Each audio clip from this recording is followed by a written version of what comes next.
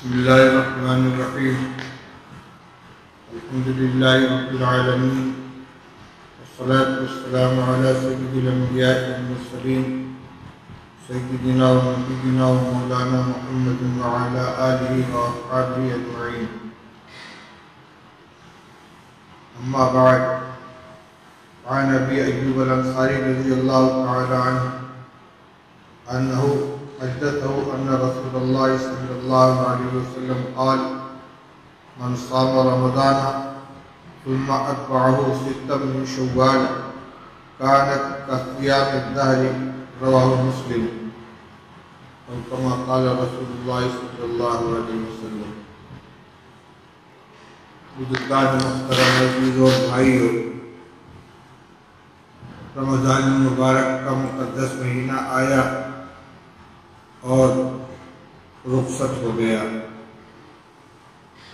اس مبارک مہینے کے اندر اللہ جل شانہ کے فضل اور اس کی توفیق سے ہمیں روزہ رکھنے کا موقع مرحمت فرمایا گیا۔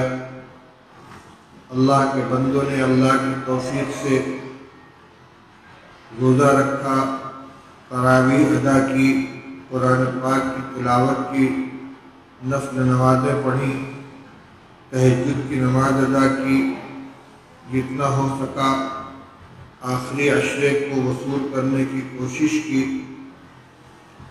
آج کی آنے والی رات لیلۃ الجائزہ ہے، یعنی انعام کی رات، جس میں اللہ جل شانہ اپنے ان بندوں کو انعام سے نوازتے ہیں کہ جنہوں نے اس مہینے کے اندر اللہ کے حکم کے مطابق روزہ اور عبادات کا اہتمام کیا۔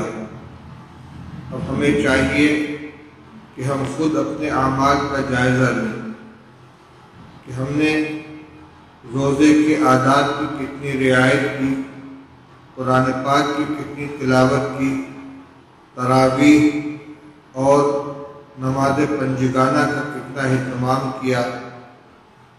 یقیناً نہ ہم سے روزوں کا حق ادا ہو سکا، نہ تراویح کا حق ادا ہو سکا، نہ تراویح کے اندر قرآن پاک کے پڑھنے اور اس کے سننے کا حق ادا ہو سکا، لیکن انعام کی رات ہے اور انعام تقسیم کرنے کے موقع پر جہاں حسن کارکردگی کی بنیاد پر اچھا کام کرنے والوں کو انعامات سے نوازا جاتا ہے، وہیں تھوڑی بہت کوتاہی ہو جانے پر بھی کریم آقا اپنے ملازموں اور اپنے مزدوروں کو انعام سے محروم نہیں رکھتا۔ بدارا بنیکا و بخشت کریم۔ اس لیے آج کی رات میں ہم اللہ جل شانہ سے الہا و زاری کے ساتھ دعا کریں اور یہ درخواست کریں کہ اس مبارک مہینے کے اعمال میں ہم سے جو کوتاہیاں ہوئی ہوں اللہ تعالیٰ اپنے فضل و کرم سے ہمیں معاف فرما دے، ہمارے روزوں کو بھی قبول فرما لے، ہماری تراویح کو بھی قبول فرما لے۔ اس کے فضل سے قرآن پاک کی تلاوت، نوافل اور دیگر نیک اعمال کی، اذکار و دعا کی جو توفیق نصیب ہوئی ہے ان کو اللہ جل شانہ قبول فرما لے۔ اسی کے ساتھ ساتھ روزے کی فرضیت کا جو مقصد بیان کیا گیا ہے، اس کی جو حکمت قرآن پاک میں ذکر کی گئی ہے کہ روزہ تمہارے اوپر اس لیے فرض کیا گیا ہے تاکہ تم متقی بن جاؤ۔ ہمیں اپنے اندر کبھی جائزہ لینا چاہیے کہ ہماری کیفیت میں کتنی تبدیلی پیدا ہوئی ہے۔ جہاں تک رمضان مبارک کا معاملہ ہے تو اس میں اللہ جل شانہ کی طرف سے خود یہ اہتمام ہوتا ہے کہ سرکش شیاطین کو قید کر دیا جاتا ہے۔ ایک عام ماحول ہوتا ہے روزہ رکھنے کا، مسجدوں میں حاضری دینے کا، قرآن پاک کی تلاوت کا۔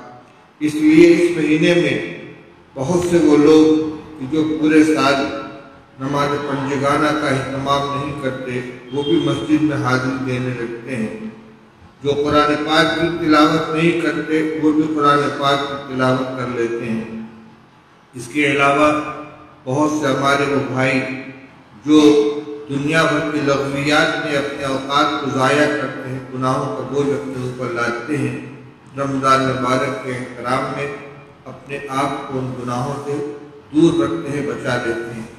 لیکن مہینہ گزر جانے کے بعد جب ماحول ختم ہو جائے اور سرکش شیاطین جو قید کر دیے گئے وہ آزاد کر دیے جائیں، تو پھر اس وقت میں اپنے مزاج کو باقی رکھنا، اپنے آپ کو گناہوں کو بچانا، نمازوں کا اہتمام کرنا، قرآن پاک کی تلاوت کا اہتمام کرنا اتنا آسان نہیں رہتا جتنا رمضان مبارک کے اندر رہتا ہے۔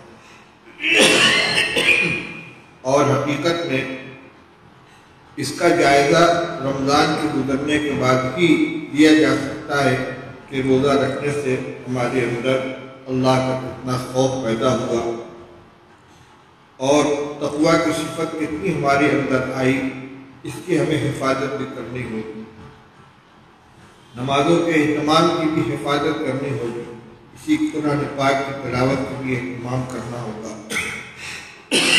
اس کے علاوہ پورے رمضان کا روزہ رکھنے کے بعد ایک تو کوشش یہ کرنی چاہیے کہ اس مہینے میں 6 نفلی روزے اگر رکھ سکے تو جو اس کی خاص فضیلت وہ حاصل ہو جائے گی۔ ابھی خطبے کے بعد میں نے روایت سنائی ہے، ابو ایوب انصاری رضی اللہ تعالیٰ عنہ فرماتے ہیں کہ رسول اللہ صلی اللہ علیہ وسلم نے فرمایا کہ جس نے رمضان کا روزہ رکھا پھر اس کے بعد شوال کے 6 روزے رکھے تو گویا وہ پورے سال کا روزہ رکھنے والا ہے۔ مسلم شریف کی یہ روایت ہے۔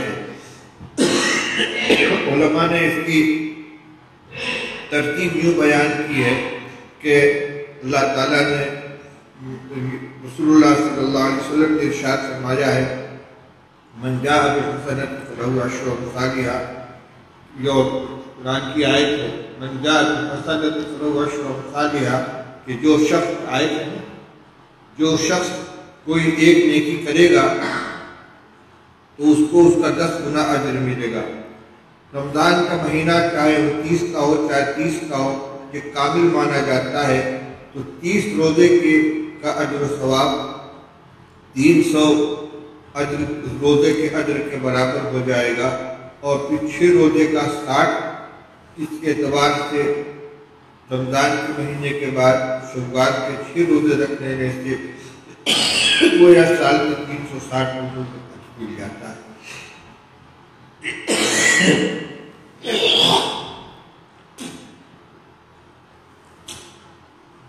پھر اس میں یہ سہولت ہے کہ یہ 6 روزے ایک ساتھ مسلسل رکھنا بھی ضروری نہیں ہے۔